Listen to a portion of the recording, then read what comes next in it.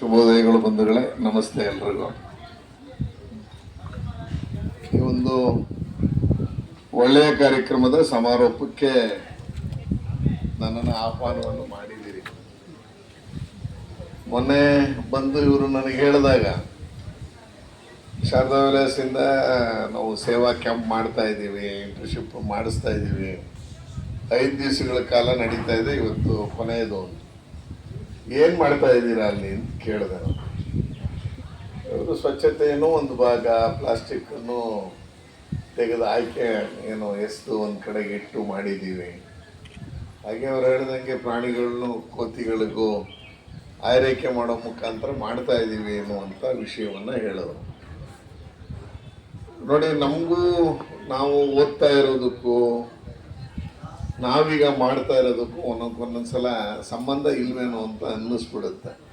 ನೀವು ಹೇಳಿದ್ರೆ ನಾವು ಹೊರಗಡೆ ಪಬ್ಲಿಕ್ ಆಗಿ ಇವತ್ತು ನಾವು ಬೆರೆಯೋದು ಕಲ್ತ್ವಿ, ಸರ್ವಿಸ್ ಮಾಡೋದು ಕಲ್ತ್ವಿ ಅಂತ. ನೆನ್ನೆ ಶಂಕರ ಮಠದ ಒಂದು ಕಾರ್ಯಕ್ರಮಕ್ಕೆ ಹೋಗಿದ್ದೆ. ಶಂಕರ ಮಠದ ಕಾರ್ಯಕ್ರಮದ ವಿಶೇಷ ಹೇಳ್ಬಿಡ್ತೀನಿ. ಏನಂದರೆ, ಪೌರ ಕಾರ್ಮಿಕ ಮಹಿಳೆಯರು ಯಾರು ರಸ್ತೆಯನ್ನು ಪ್ರತಿನಿತ್ಯ ಗೂಡಿಸಿ ಮೈಸೂರನ್ನು ನಮ್ಮನ್ನು ಸ್ವಚ್ಛ ಮಾಡಿಡ್ತಾರೋ ಆ ರೀತಿಯ ಪೌರ ಕಾರ್ಮಿಕರ ಮಹಿಳೆಯರು ಸೇರಿಕೊಂಡು ಕಳೆದ ಒಂದು 15 ದಿವಸದಿಂದ ಲಲಿತಾ ಸಹಸ್ರನಾಮ ಶ್ಲೋಕವನ್ನು ಅಭ್ಯಾಸ ಮಾಡಿ, ಅಂದರೆ ಕಲಿತು, ನೆನ್ನೆ 300 ಜನ ಶಂಕರ ಮಠದಲ್ಲಿ ಸಾಮೂಹಿಕ ಲಲಿತಾ ಸಹಸ್ರನಾಮವನ್ನು ಹೇಳಿದಂಥ ಕಾರ್ಯಕ್ರಮಕ್ಕೆ ಹೋಗಿದ್ದೆ. ಅನ್ನಿಸ್ತು, ಪೌರ ಕಾರ್ಮಿಕರಿಗೂ ಲಲಿತಾ ಸಹಸ್ರನಾಮಕ್ಕೂ ಎಲ್ಲಿ ಸಂಬಂಧ? ಅಂದರೆ ಜನಕ್ಕೆ ಇವತ್ತು ಏನಾಗಿದೆ ಅಂತ ಹೇಳಿದ್ರೆ, ಎಲ್ಲೋ ಒಂದು ಕಡೆ ಸ್ಪಿರಿಚುವಲ್ ಅಂತ ಬಂತು. ನಾವು ಧಾರ್ಮಿಕವಾಗೂ ನಡ್ಕೋಬೇಕು, ಧರ್ಮವಾಗೂ ನಡ್ಕೋಬೇಕು, ಎಲ್ಲರನ್ನೂ ಅದರಲ್ಲಿ ಒಂದಾಗಿ ಮಾಡುವಂಥ ಒಂದು ಕಾರ್ಯಕ್ರಮ ನೆನ್ನೆ ನಾವು ಹೋಗಿದ್ದು ಖುಷಿ ಅಂತ ಅನ್ನಿಸ್ತು. 300 ಜನ ಇದ್ದಾರೆ. ಕಳೆದ 5 ದಿವಸದಿಂದ ಮೈಸೂರು ಸೇರಿದಂಗೆ 10 ಮಹಾನಗರ ಪಾಲಿಕೆಯಲ್ಲಿ ಅವರು ಸ್ಟ್ರೈಕ್ ಮಾಡ್ತಾ ಇದ್ದಾರೆ. ಅವ್ರದ್ದೇ ಆದಂಥ ರೀತಿ ಬೇಡಿಕೆ ಇಟ್ಟಿದ್ದಾರೆ. ನಾನೇನು ರಾಜಕಾರಣ ಮಾತಾಡೋಕ್ಕೆ ಹೋಗಲ್ಲ. ಅಂದರೆ ಆ ಥರದ ವ್ಯಕ್ತಿಗಳು ಇವತ್ತು ನಮ್ಮ ಮೈಸೂರಲ್ಲಿ ಎಲ್ಲಿ ನೋಡಿದ್ರು, ಮೈಸೂರು ಸೇರಿದಂಗೆ ಬೆಂಗಳೂರನ್ನ ಹೊರತುಪಡಿಸಿ ಮಿಕ್ಕ 10 ಮಹಾನಗರ ಪಾಲಿಕೆಯಲ್ಲಿಯೋ ಅಲ್ಲೆಲ್ಲ ಕಳೆದ ಒಂದು ವಾರದಿಂದ ಸ್ವಚ್ಛತೆ ಅನ್ನೋದು ನಡೀತಾ ಇಲ್ಲ. ಅವ್ರದ್ದೇ ಆದಂಥ ಡಿಮ್ಯಾಂಡ್ಸನ್ನು ಇಟ್ಕೊಂಡಿದ್ದಾರೆ. ಆ ಥರದ ಮಹಿಳೆಯರು ಬೆಳಿಗ್ಗೆ 5:30 ಇಂದ 6:30 ಲಲಿತಾ ಸಹಸ್ರನಾಮವನ್ನು ಕಲಿತು ನೆನ್ನೆ ಹೇಳಿದ್ರು ಅನ್ನೋದೊಂದು ವಿಶೇಷವಾದಂಥ ವಿಷಯ. ಎರಡನೇದು, ಇಲ್ಲಿಗೆ ಬರುವ ಭಕ್ತಾದಿಗಳಿಗೆ ಯಾರಿಗೆ ಸ್ವಲ್ಪ ಹೆಲ್ತ್ನ ಇಶ್ಯೂಸ್ ಇದೆ, ಅದನ್ನು ನೀವು ಇಲ್ಲೇ ಕರ್ಕೊಂಬಂದು ಟ್ರೀಟ್ ಮಾಡುವ ಮುಖಾಂತರ ಅವ್ರಿಗೆ ಏನು ಹೇಳಬೇಕು ಅಡ್ವೈಸನ್ನು ಮಾಡ್ತಾ ಇದ್ದೀರಾ ಅನ್ನೋದೊಂದು.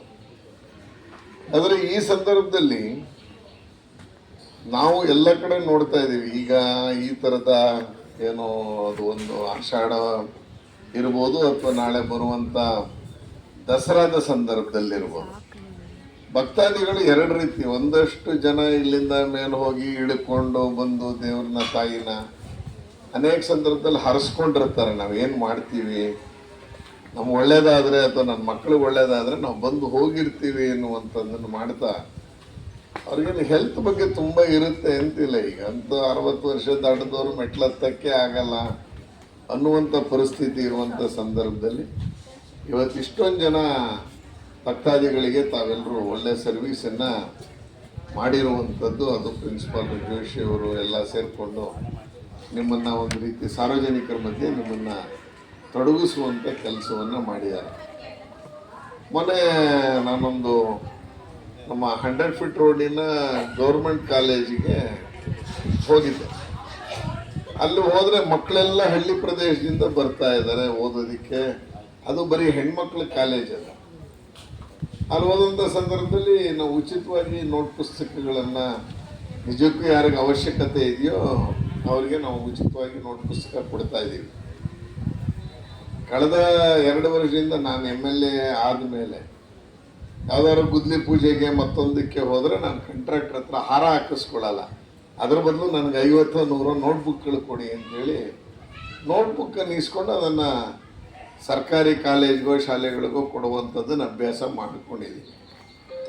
ಮೊನ್ನೆ ಹಿಂಗೆ ಹೋದಾಗ ಅವ್ರು ಹೇಳಿದ್ರು ಕಾಂಟ್ರಾಕ್ಟ್ರು, ಸರ್ ಪ್ರತಿ ಸಲ ಪುಸ್ತಕ ಕೇಳ್ತಾ ಇದ್ರಿ, ಈ ಸಲ ಒಂದು 50 ಬ್ಯಾಗ್ಗಳನ್ನು ನಿಮಗೋಸ್ಕರ ತರಿಸಿದ್ದೀವಿ, ಬ್ಯಾಗ್ ಜೊತೆ ಪುಸ್ತಕನೂ ಇಟ್ಟಿದ್ದೀವಿ ಅಂಥೇಳಿ ಬ್ಯಾಗನ್ನು ಕೊಟ್ಟರು.